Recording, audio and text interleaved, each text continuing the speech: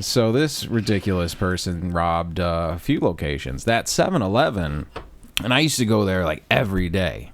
So I was in there with one of our buddies one day. There's like a line of like 6 people, you know, waiting to go up to the register. And while I'm waiting, this lady walks in. Obviously homeless, haggard, little old kind of Phil Spector looking lady with like a little afro. Yeah, seriously.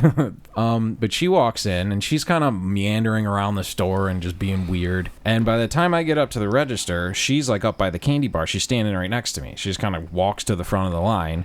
And I'm like looking at her and she's like making weird noise. And I think she had like a milk. She had like milk, like a half gallon of milk. And she went up to Steve and just like put it on his arm. Like just touched him with it. And he looked down and then looked at her and went, "It's pretty cold." We were like, "This is fucking weird." Have some cold milk. Yeah. And she was just kind of, you know, wandering around doing weird shit. And then I paid for my shit. And then I went to get my change and I held my arm out and she went and slapped my arm, like slapped my forearm. And I like recoiled. I was like, "What the fuck?" I was like, "Hey, no." I'm like, "No." And I go to do it again. She does it again. And I'm like, fucking stop. What are you doing? I start yelling at this old lady. It's like, "What the fuck is your problem, you crazy old bitch?" What the fuck?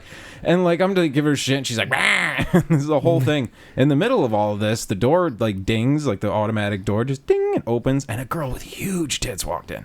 And everybody stopped and just went silent and just kind of played it cool. And like watched her walk. That's a lot of milk. And then when she was, and by the time she was out of sight, we're just like, "Anyways, fuck you." And then like I just like got my shit and walked out, and I was like, "I need to move out of this fucking city, man. These people are fucking crazy. I'm out of here." Yeah.